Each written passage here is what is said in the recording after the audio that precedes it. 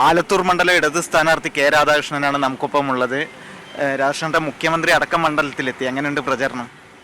പ്രചരണം നല്ല രീതിയിൽ നടക്കുന്നുണ്ട്. മുഖ്യമന്ത്രി നമ്മുടെ മണ്ഡലത്തിലെ 3 അസംബ്ലി മണ്ഡലങ്ങൾ വരികയുണ്ടായി. 16-ന് ഒന്ന് പിന്നെ വടക്കാഞ്ചേരിയാണ്, പിന്നെ 2 ആലത്തൂർ, നെന്മാറ. 3 അസംബ്ലി മണ്ഡലങ്ങളിൽ വലിയ പൊതുയോഗങ്ങളായിരുന്നു. പൊതുയോഗങ്ങളിൽ മുഖ്യമന്ത്രി പങ്കെടുത്തിരുന്നുണ്ട്. ഇന്നലെ നമ്മുടെ തരൂർ മണ്ഡലത്തിൽ പാർട്ടിയുടെ ജനറൽ സെക്രട്ടറി സഖാവ് സീതാറാം യെച്ചൂരി പങ്കെടുത്തിരുന്നു.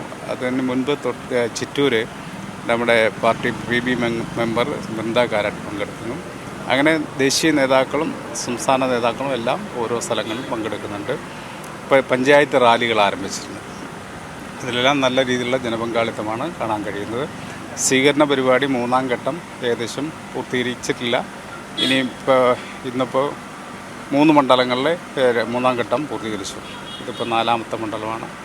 അത് കഴിഞ്ഞാൽ പിന്നെ 23 വരെ നമ്മൾ മണ്ഡലങ്ങളിൽ സ്വീകരണ പരിപാടി വെച്ചിട്ടുണ്ട്.